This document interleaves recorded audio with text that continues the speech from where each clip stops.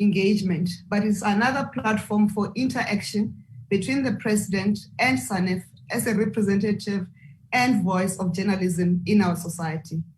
As a friend of the media and a strong believer in open democracy and transparency, my predecessor, the late Minister Jackson Mthembu, was a passionate advocate of this platform. So, Mr. President, today's question and answer session follows your recent State of the Nation address, as well as the Ministers of Finance tabling of the budget of 2021-22 financial year. And we'll be in dialogue today as the COVID-19 vaccines are being rolled out across our nation, which is a great step forward to making sure that we achieve your goal of protecting lives and making sure that we get back to the new normal with safe communities.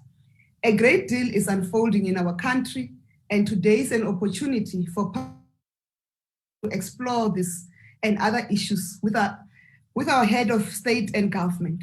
I then would like to invite Mr. Sibungwala, the chair of SANEF, to introduce SANEF members and set the scene for today's discussion.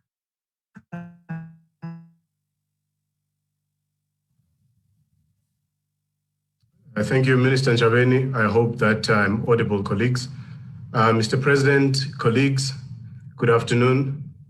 Mr. President, we meet exactly a week away from the date when the first case of COVID-19 was confirmed in our country. I think all of us remember that test statement that mentioned that a 38-year-old male who had traveled to Italy with his wife had tested positive for COVID-19. And I think from that moment on, we have since moved on from a society that thought that we were unaffected by the coronavirus to one that continues to grieve for loved ones and pray for the recovery of those who are in hospital. Mr. President, we've seen colleagues, family, and friends lose their jobs and continue to struggle under these tough economic times. But that said, here we are, and we welcome this first engagement with you for the year 2021, and we hope that we'll continue to do so over the next 3 quarters of the year. Mr. President, before I introduce my colleagues who are here, I would like to abuse a privilege, and I think that it would be remiss of me if I didn't address the issue that has dominated headlines and timelines of social media platforms. That is the issue involving ENCA journalist Lindsay Dentlinger and the interviews that she conducted with various politicians recently. I think this issue and the response that it has elicited should be one big lesson for us as the media industry.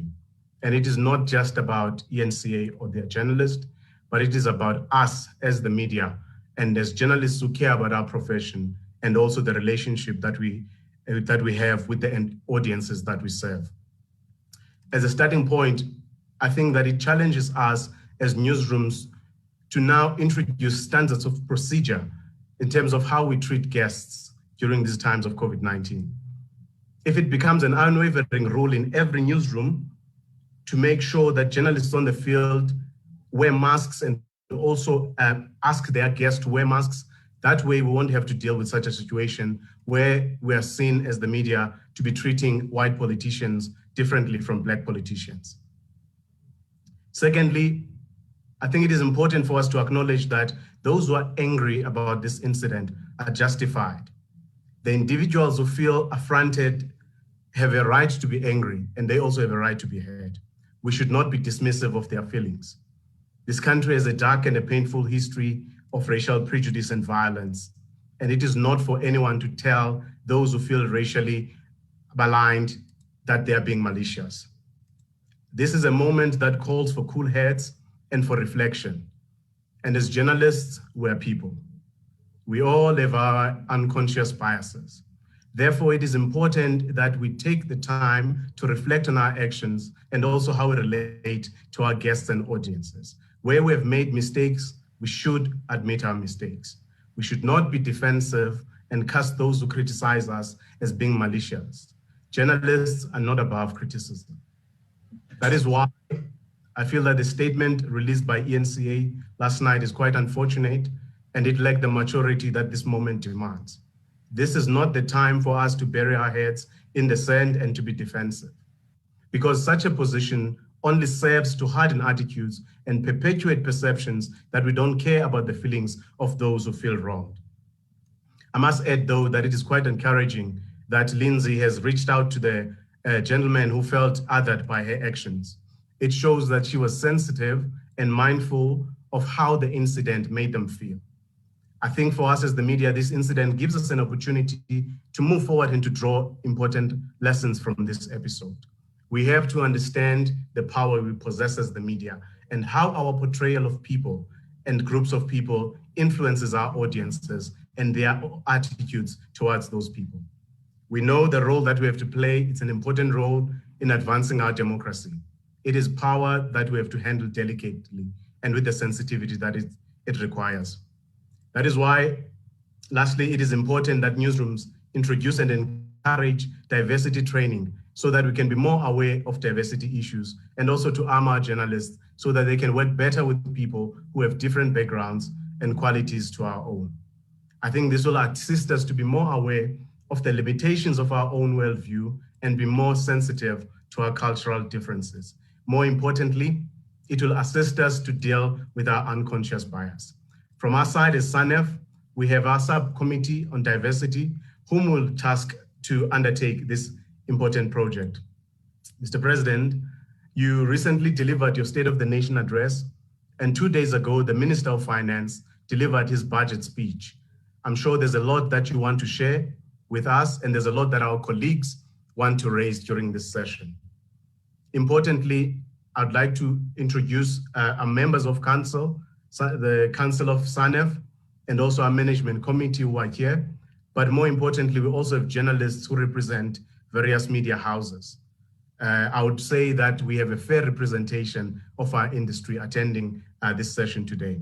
So that said, Mr. President, let me not take any more of your time and hand back to the Minister. And once again, thank you for making the time to meet with us. Thank you, Minister. Thank you, Ms. Wu. And thank you for confronting the issue that is making South Africa discuss the role of the media and whether you can be held to account when you have erred.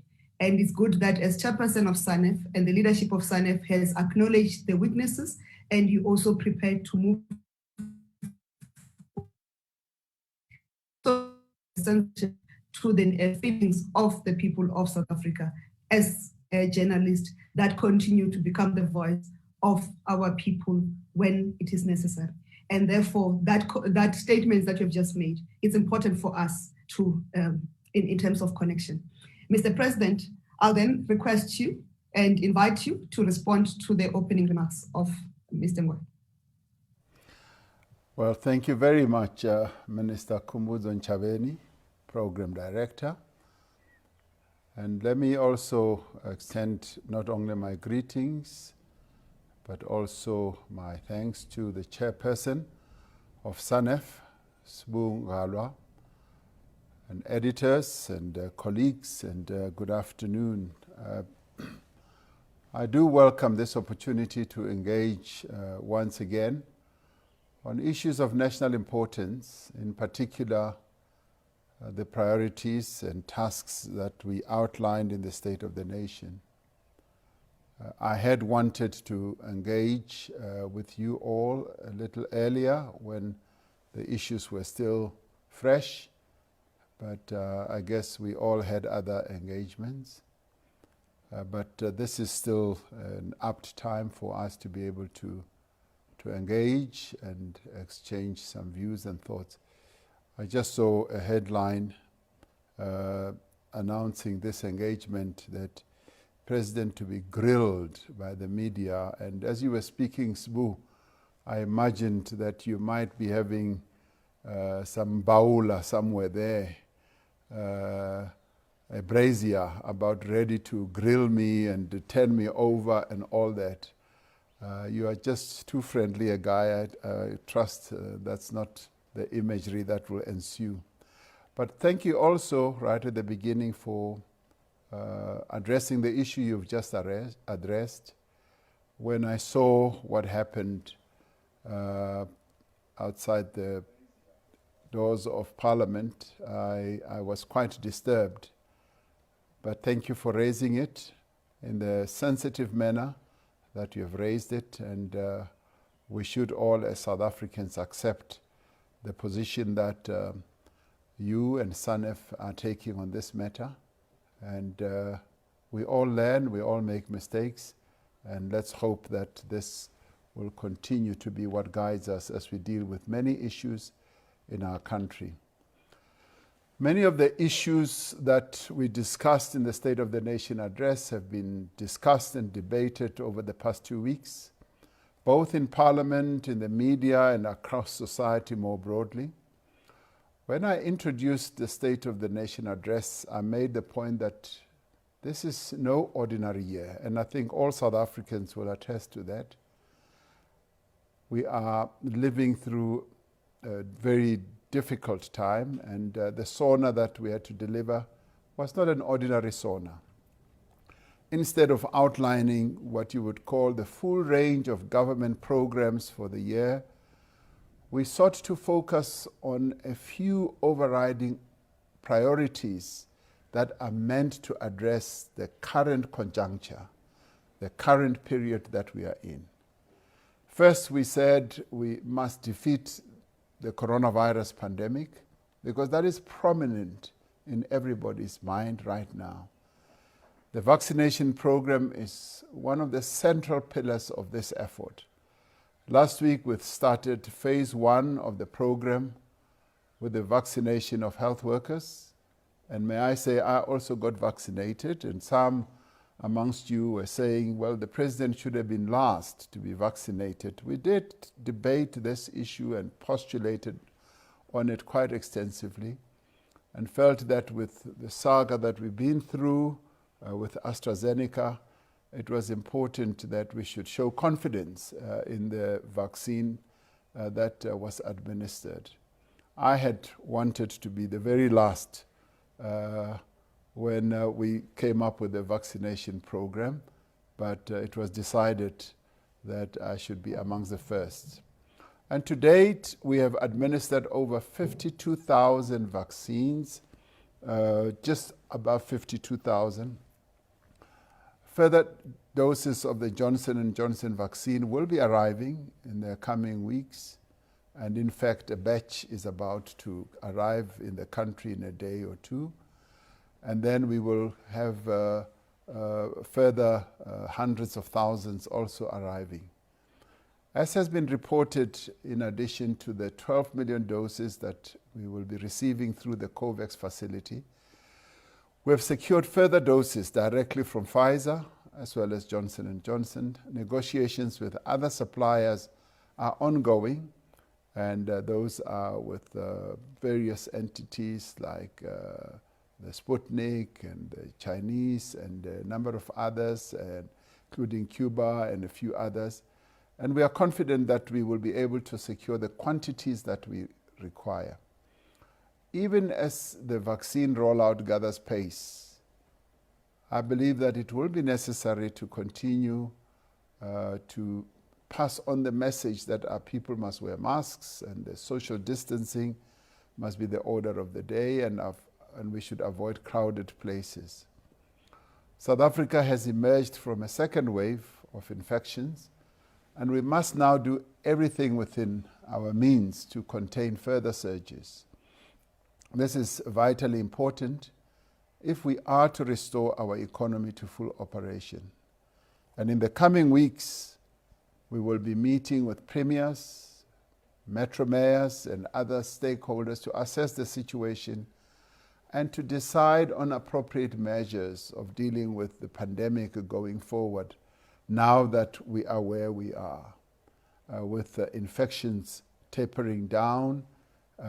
Obviously, people are asking, should we be remaining at level 3 or should we be opening up more and more space for the economy? Because our second overriding priority is to accelerate and open up the economy, but to accelerate economic recovery. Our focus on infrastructure investment, the public and social employment, the whole issue of localization and support that we need to give to struggling companies and households was reflected in the budget priorities announced by the Minister of Finance this week. Now, a critical part of our recovery is to use competition law, procurement, and sectoral master plans to create space for new entrants and particularly for the development of small medium enterprises. Now, we remain committed to reducing our sovereign debt in a responsible manner, changing the composition of our spending more from consumption towards investment, and sustaining spending on health and education. Our third priority is to implement the economic reforms that we've been talking about, reforms that have also been raised by our key role players, business and labor and communities. We have already seen progress in areas that have long been stalled, where not much activity was happening, including the expansion of our energy generation capacity. Just yesterday, we saw an announcement of self-generation, the largest in our country, of 40 megawatts by a private company, and more of these will be coming. And we've also focused on digital migration. The issue of skills is also key, and the rail and port development. Now, through Operation Vulindlela, open the way, as they say, working with implementing departments and agencies, we expect to see important progress, particularly in the coming months. And this will help to reduce the cost of doing business and also increase the overall competitiveness of our economy. Our fourth and final overriding priority is to fight corruption and to strengthen state capacity. Among other things, we have embarked on a process to professionalize the public service. It is a long-term process, but everybody is embracing this initiative.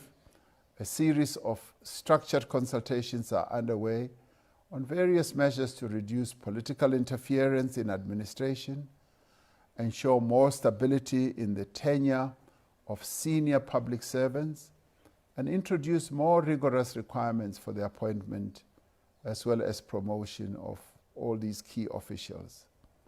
Clear progress has been made in rebuilding law enforcement agencies, ensuring that they are better capacitated and coordinating their efforts more effectively. But in the end, I would like to say that the fight against corruption is gaining momentum. And I would say that it is unstoppable. It will continue, and this time round, it will not be stopped. The State of the Nation address was presented just 4 months after we announced the Economic Reconstruction and Recovery Plan. This SONA was therefore not about presenting new ideas or new plans. It was about reporting on what we have done in those 4 months, what progress is underway, and what action we plan to take in the year ahead. Before I conclude, I'd like to commend the media for the vital role that you've been playing in keeping South Africans informed, particularly during this crisis.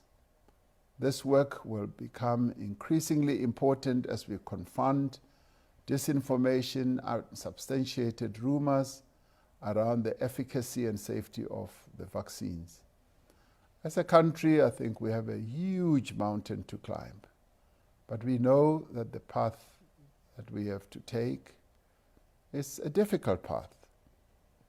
We do have the means and the will and the stamina, may I add, and we've made a solid start. It's not a shabby start, it's a solid start. And thank you once again for this opportunity. And I look forward to engagement with you, to being grilled by all of you. Thank you so much. Thank you, Mr. President, for those remarks. And the grilling starts now. So we are going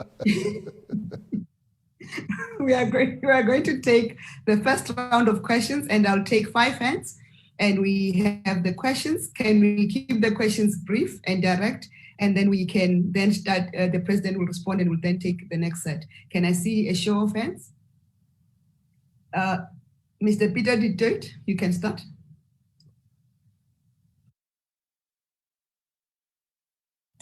Thank you, Minister. Thank you, Mr. President. Mr. President, your predecessor has made his disdain for the rule of law clear. He and the leader of the EFF have in recent times launched a number of unsubstantiated attacks on the judiciary, making damaging claims of, among other things, judges being bought.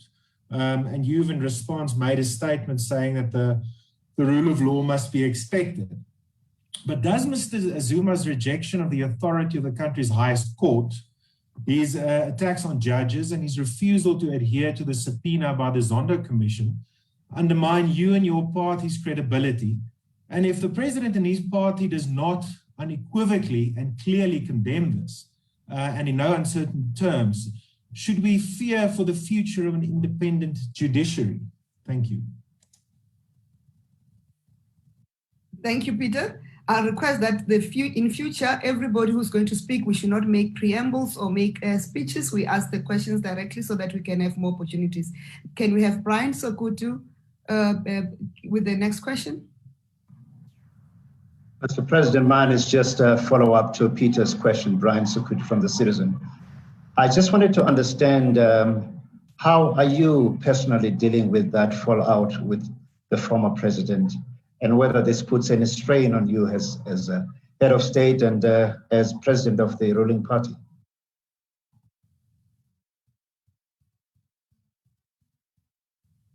Thank you. Thank you, Brian. Can we have Adrian Basson with a question? Good afternoon, Minister. Good afternoon, President Ramaphosa. Thank you for having us again. I think I want to stay in the week of the budget by asking the President, Mr. President, when are we going to actually see the infrastructure project book on the table? We've been hearing a lot about the infrastructure investments, but when can we actually expect to see the bankable projects? And just also linked to the economy, the Minister of Finance has in recent times started the idea of a state bank again as a vehicle to funding transformation and growth in South Africa. What is your personal view of a state bank? Thank you very much. Thank you, Adrian. I can't see another hand.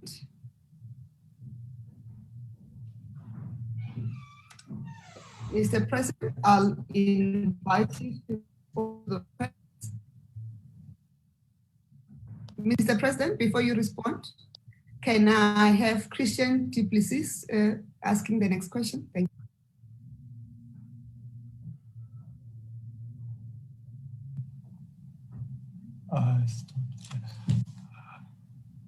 I'm Minister. Let me just start my video.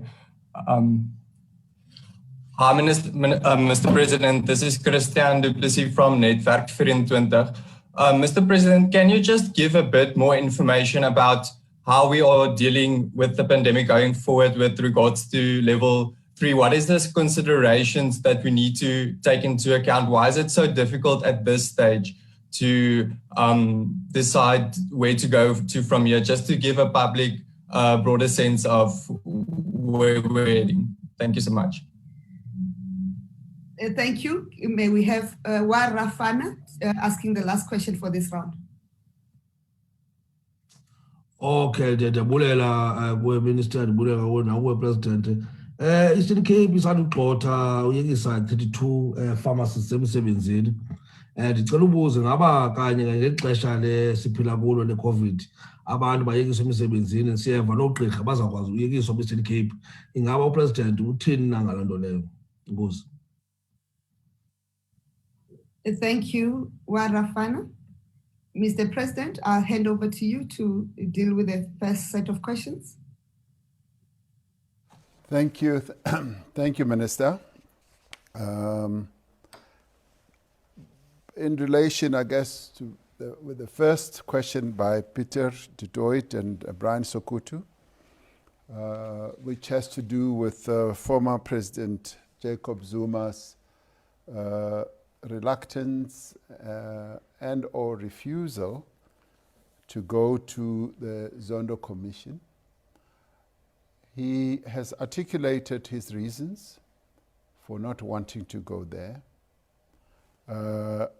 I made my position very clear in my weekly letter just this Monday, and argued that attack on judges is an attack on our Constitution. Judges take an oath to be faithful not only to the Constitution but to our country, and they are an independent arm of the state. And I will continue to argue that if there is any accusation that has to be made against the judiciary, it must be substantiated. If there is any form of evidence, let it be put before the bodies that deal with this matter. We've got the Judicial Services Commission that deals with matters that may be either misdemeanors of judges or inappropriate conduct by our judiciary. So we've got structures, we've got institutions that deal with these matters. So those who just throw accusations at judges demean our Constitution, our democracy, and indeed our nation. Judges are not above the law. No one is above the law. All of us as South Africans, from president to any citizen in our country, must abide by the law, by the Constitution. Because if we don't, then there is lawlessness in our country. I made that very clear in my weekly letter. With regards to former President Jacob Zuma, there are quite a number of engagements that are happening, and one of those is an engagement that he's going to be having with the top leadership of the ANC, which should be happening any day soon. And it's been agreed, he's agreed to it, and we've all agreed to it, that we are going to engage with him. He is a member and a disciplined member of the African National Congress, and we will be able to have an engagement with him. And the message will be fairly simple and straightforward, that let us all abide by our Constitution, respect our institutions, particularly the judiciary. Now, does this matter have any bearing on myself, challenge? No. The important thing for me as President of the Republic is to insist that all of us must abide by the rule of law and the Constitution of the Republic. And that is the sum total of what I stand for as the President of the Republic. So there is no backing down in as far as that is concerned. And I hope that covers Peter du Toit and Brian's question as well. In relation to Adrian's question about the infrastructure projects, and I can understand that people want to know where are these infrastructure projects. 2 years ago, when I addressed the nation, I said, I'd like us to set up an infrastructure fund. It has taken time, much longer than I had wanted to see, but the infrastructure fund has now been set up. And it is now set up in a way where we are going to invite the private sector to participate with government in this infrastructure fund. We've laid out quite a lot of money with a view of ensuring that infrastructure does become the centerpiece of our recovery project. as we speak, and one of the other issues that I really highlighted to my colleagues is that I no longer want to hear us say, we are going to build this, we are going to build that, we are going to build that. I want the projects to start.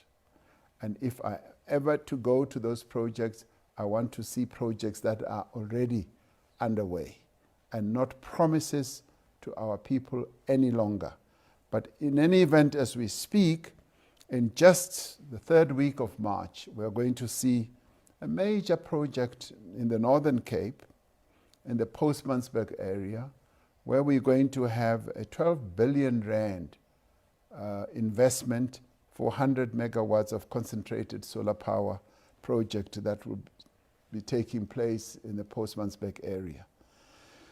And preferred bidders have already been appointed, and there is a procurement program that will be announced in March. And human settlements, a number of projects are project ready, shovel ready, and they are also going to start. On transport, we are going to be seeing in the next 2 months road tenders to the value of 11.6 billion are now at procurement stage. And these are some of the issues that I never really wanted to be broadcasting now. I actually want the work to start. And I know that we are all impatient. We all want to see where these projects are. We want to see the cranes. But all of this is going to get underway. With regards to water, 23 billion rand for the Umkomazi water project is going to get underway. On ICT, a number of other projects, and student housing, precisely some of those projects that I've spoken about. And the good thing with this important pillar of our recovery process is that we are attracting a number of development institutions to participate, and we are attracting the private sector to also participate. And I'm expecting that this will gather moss, it will gather momentum as we move on, because at times you need to start with the project, and the investors then see that something is happening. I've often believed that it is us as South Africans who must invest. And as we invest, outsiders will really see that, well, these people are serious about their own economy and they have good confidence in the economy of their country. Now, what is my view on a state bank? I fully support the establishment of a state bank at an organizational and at a personal level. There is space for state bank. The land bank is a state bank. The IDC, if you like, is a state bank. And many countries, that developing countries, have a number of state banks. You look at a country like China, they have a plethora of banks, agriculture bank, construction bank, and a whole number of others. And the banking sector in our country is dominated by just 4 or 5 banks. And we therefore need to open up space for more competition, so that if any entrepreneur, any business person wants to get a loan, they should not just be limited to 3 or 4 banks. They must be able to shop around, get the best on offer. Yes, of course, we do have a number of others, like for the small medium enterprises like SIFA and MEGA that Minister Ntshavheni oversees. Those also give loans. Now, a state bank would be a much larger one. And of course, we will ensure that it's run properly in terms of corporate governance and all that. And it needs to be properly capitalized. I mean, for instance, if we had such an entity, even the 200 billion rand that we've asked the banks to administer as part of the COVID relief, some of it could have been channeled towards that type of bank. And their requirements would have been the type of requirements that would also promote development. And truth be told, our banking sector is risk averse. They're immensely risk averse. I was listening this morning to a person who runs SIFA, or one of these entities that gives loans to medium enterprise. They said, our banks are risk averse, and they are entities that operate in the middle sector, and they are willing to take more risk. And even as they take risk, they find that the bad debts are not exponentially high. And so therefore we need more banks, and the state bank would be able to address that. And of course, I would insist that it must be run in accordance with the best of governance principles. Level 3, how are we dealing, or better still, let me say, how are we dealing with the pandemic? We are guided by science. We've always said that. We're guided by the outstanding scientists that we've got, medical scientists and epidemiological scientists, as well as genetic scientists, and we've got many of them in our country. And I feel comfortable each time that I have to take a decision, that it is a decision that is based on very good scientific and well-tested information that is put before us. And I'm very proud to have the type of scientists that we have, because they've proven that they're leading scientists in the world. They are ahead of the curve of the world in many, many cases in as far as dealing with the pandemic. And so therefore, we are in conversation with them. They are meeting in their own committees, and the National Coronavirus Command Council meets every week, as you know, and we are giving consideration to how we should continue managing the pandemic. As we speak now, the rate of infections have tapered down, and it does require us to re-examine exactly where we are, and shortly we will be coming up with announcements in relation to how we continue managing the pandemic going forward. And of course, in doing so, we're often concerned about indicators and events that are going to be coming. In December, we were worried about Christmas period, and then there was the second wave. Now, we need to keep our eye on the Easter period, where people gather in large numbers. So those are matters that we need to take into account and balance it all with the scientific information that we get from our scientists. I think that deals with Rafa from the Eastern Cape. I think I didn't quite hear everything.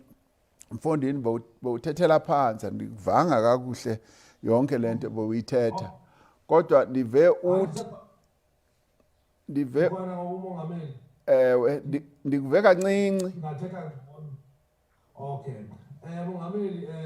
For the last 2 months, Eastern Cape has shared imisebenzi 32 ye-pharmacists. Ngokabantwana abaphelelwe imisebenzi. Ngoku kukho iripoti ezintsha ezithi oogqirha nabo abathile bazaphelelwa imisebenzi.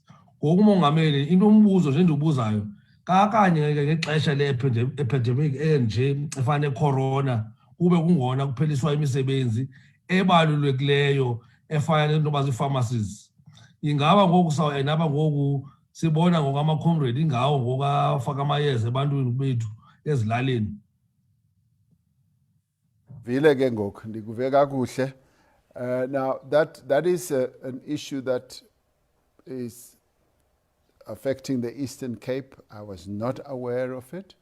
It's a matter that I would want to gain line of sight on, because yes, you're absolutely right. If we've got young people who are either pharmacists, who are health workers, and at a time when we are going through a pandemic like this, we need to be careful about just putting them on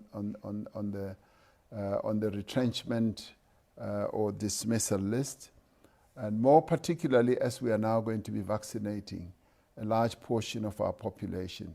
It is a matter that we need to look at because a number of those young people are those that we can use more effectively in the rural areas. So it is a matter that I'll get my office to look at more closely and discuss it with the Premier. And I will be going to the Eastern Cape myself and I will also have a closer look at this. Thank you very much. Thank you. Thank you, Mr. President. In future, if the President has not heard your question, don't interrupt him. We'll give you an opportunity to re-ask the question so that we can have an orderly discussion. I'll now ask Sibonga Konke Shoba to, his hand is up physically. He does not know how to use the technology to raise his question, and then I'll take the next. Thank you so much, Mr. President. Technological issues, we had challenges there. My question, I've got two questions, Mr. President. The first one, there's been a lot of speculation about your Minister of Finance. A lot of people are saying that he didn't want to stay a full term in your cabinet. Have you persuaded him to finish the whole term, or are you still looking for a replacement? Secondly, there are two vacancies in your executive, if I'm not mistaken. Are you looking at filling those vacancies anytime soon? And are you just going to fill in those vacancies, or are you looking at a broad reshuffle? Thank you. Thank you, Sibonga Konke. Let me tell you, ministers don't like that discussion. So on behalf of my colleagues, we don't like that discussion coming up. May I invite Mr. Paul Vichato to ask the next question. Good afternoon, Mr. President and Madam Minister. Thank you. Following on that, there have been reports that the President has had discussions with the Governor of the Reserve Bank to possibly become Finance Minister. Could he please tell us about that, if that happened? And then secondly, does he plan to continue to reduce the size of cabinet? He did it in his last cabinet appointments. Will he continue with that exercise? Thank you. Thank you, Paul. You are insisting on those questions that we really don't like. May I have Chamano Makadi asking the next question? Thank you so much, Minister, and good afternoon, Mr. President.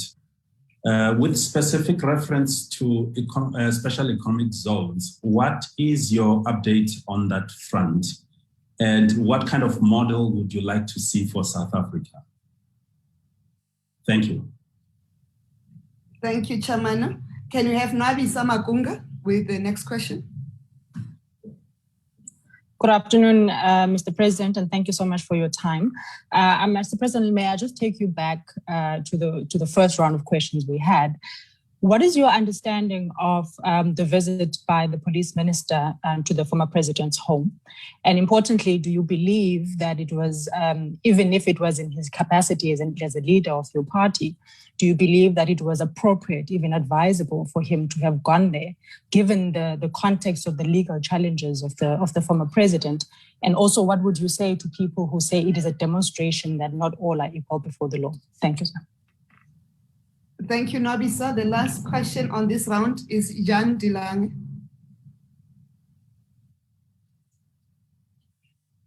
You are muted, Jan. Sorry. Good afternoon, Mr. President. Thank you very much for the opportunity.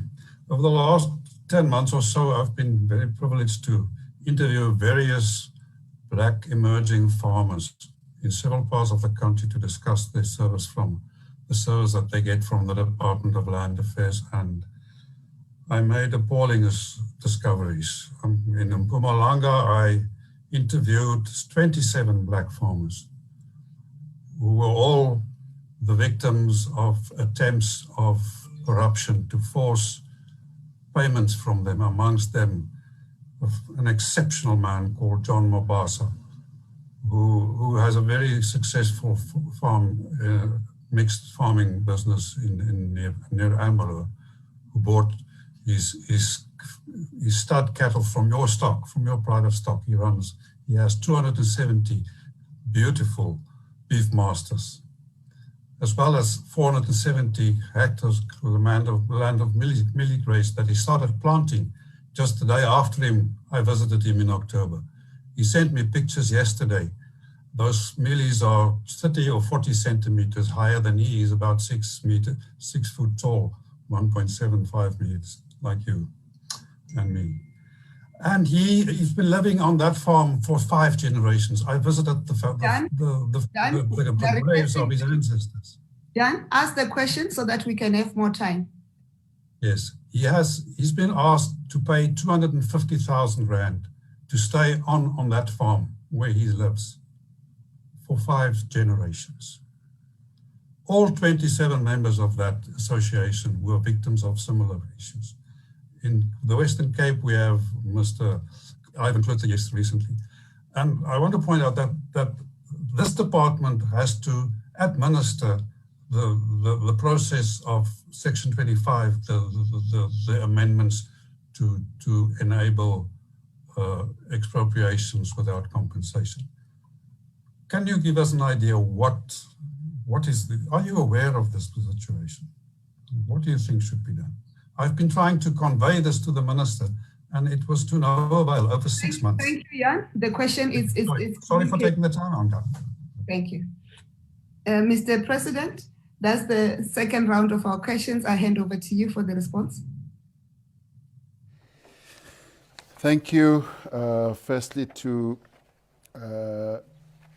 Shoba about the Minister of Finance. I know nothing about a replacement of the Minister of Finance. This is news to me. There is no such plan, there is no such intention, and there's been no such discussion as well. The Minister of Finance continues to do his work. He's been doing it extremely well. He's built a very good young team in Treasury that is really demonstrating that they've come to grips with these complex matters of finance, and they're doing very well from the Director General right through to the DDGs and a number of other officials. They have really become a solid team that is also innovative. And I know that a number of people have tended to say that Treasury does not have the gravitas and the standing it used to have. I tell you, interact with these, and largely young people, women, well represented are the demographics of our country in that team as well. They are really the pride of our nation, and the minister leads that team, and he's been doing very, very well indeed. You saw how he delivered the medium-term budget statement, and now the budget, well supported by his team. So there's no intention to do anything there in that regard.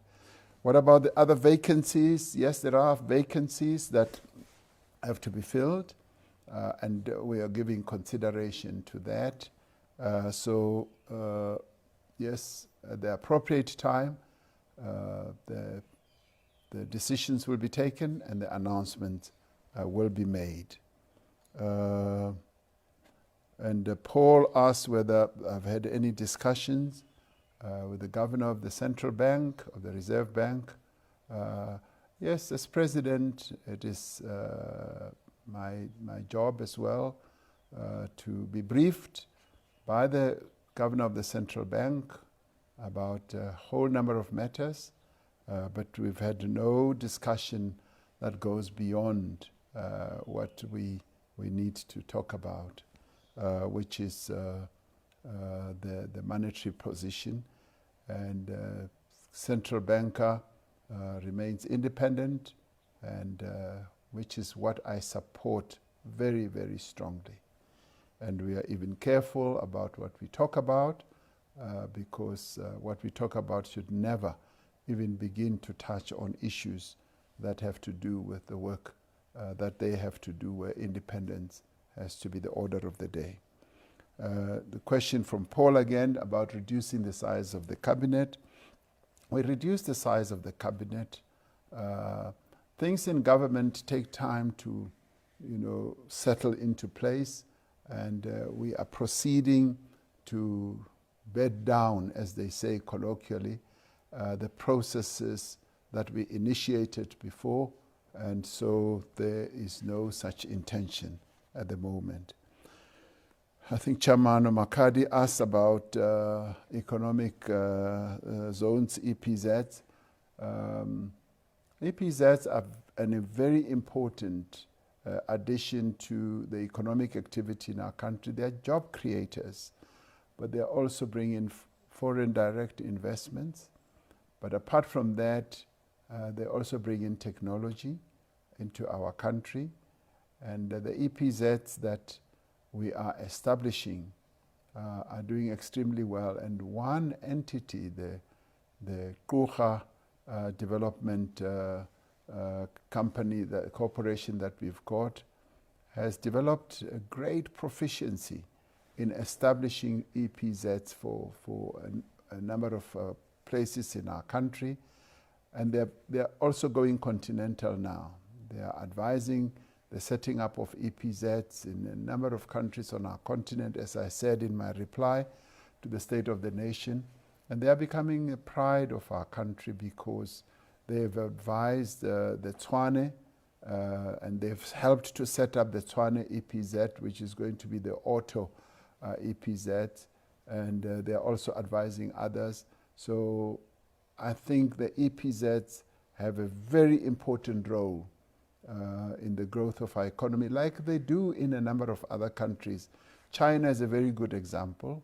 The economy of China was also largely initiated by the setting up of EPZs, and today they are the number 2 economy in the world because of the spark that was lit in the initial EPZs that they formed.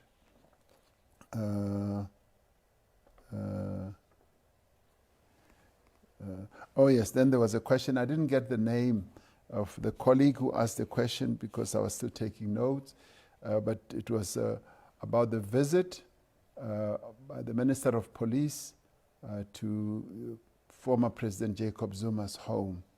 The Minister of Police, he occupies, yes, a very key position, and he felt impelled to go and have a discussion with former President Jacob Zuma. They come from far, the two of them. They've worked together in a number of situations, and he wanted to go and have a heart-to-heart discussion with former President Jacob Zuma.